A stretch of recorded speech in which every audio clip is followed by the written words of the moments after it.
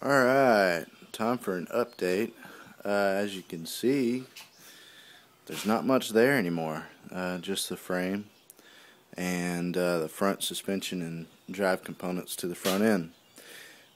Took the swing arm off. The only thing that needs to be fixed on that is this one wheel has no nut holding on the axle, or holding on the wheel.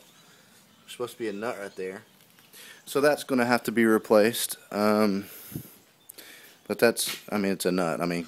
Cheap. Got the front end all fixed up. Last video I posted, I had just replaced bearings. Or no, I had not yet replaced bearings. That's correct. And in each hub, each side's got new bearings in there. And all the wiggle is gone. Everything moves as one unit now. So that's great. On this side, I had to replace bearings, and also this A-arm was bad. On the other one, I don't remember where I put it. Anyway, on the other one, the ball joint was out, and so, or it was worn out. It wasn't out, it was worn out. And so you could literally roll this wheel and the four-wheeler would stay right where it was. It wouldn't move.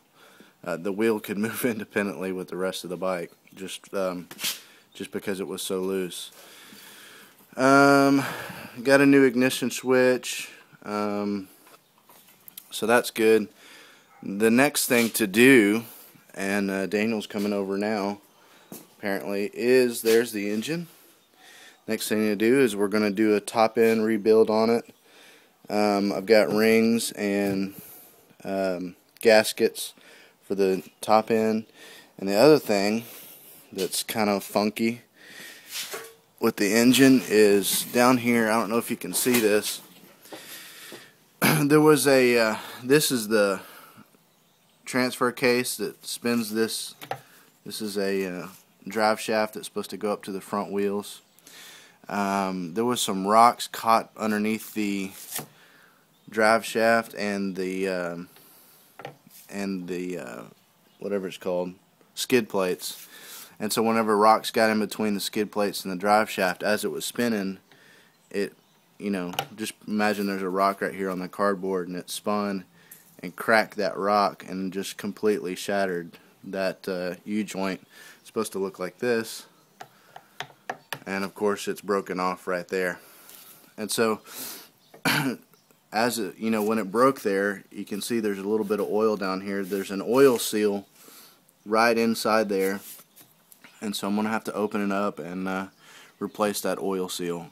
Other than that, that's all the engine work that has to be done to it.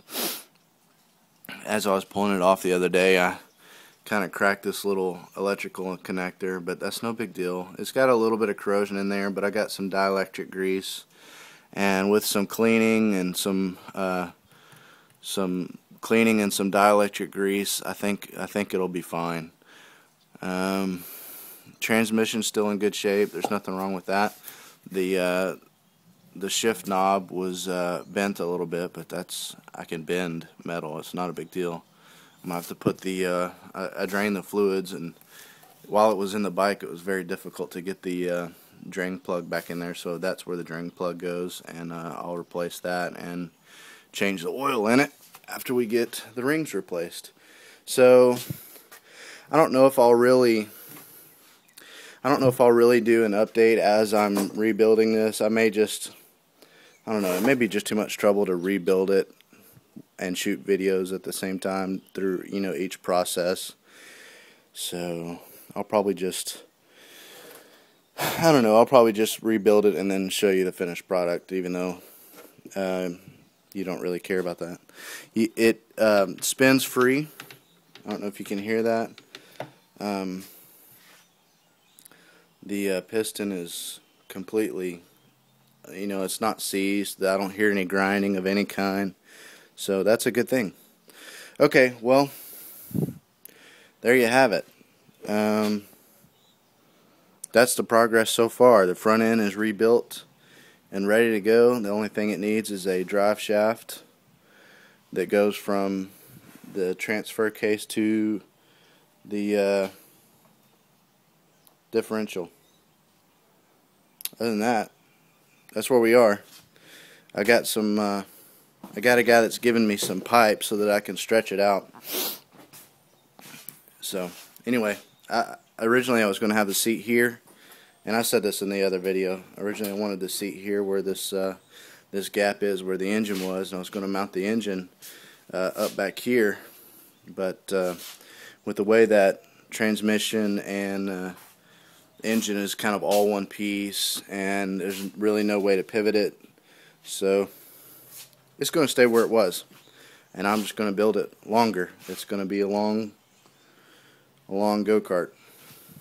Anyway, that's the latest. There's my pickup truck.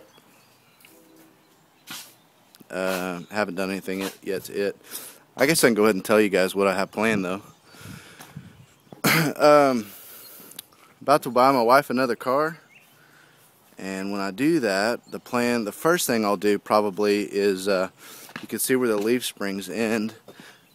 It's kind of far back there, kind of right in here.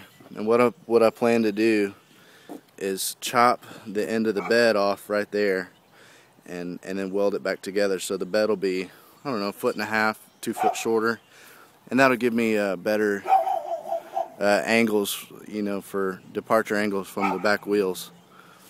And then I was thinking, if I can get pipe really cheap, I was thinking about doing a roll cage back here, and one that comes up. If the bed starts here, you know, I'd have it come up and angle out to where, and then level off right at the top of the cab level. So it would level off right about there. Let me back up. So anyway, so right in there, it would come up and go up like that, and then level off right over the cab and go all the way over the cab and have lights up here. So that's the plan so far. And then I was going to get a gear reduction and stuff like that, but that's, you know, that's going to be a long process, and that's going to wait till it's not my everyday driver anymore, and I can leave it sitting in the garage or in the driveway for a little while I'm doing the work. Anyway, that's the update. It's a longer video than I really wanted to make, but there it is. Hope you enjoy it. I know we're going to enjoy it when it's done. Peace out, brothers.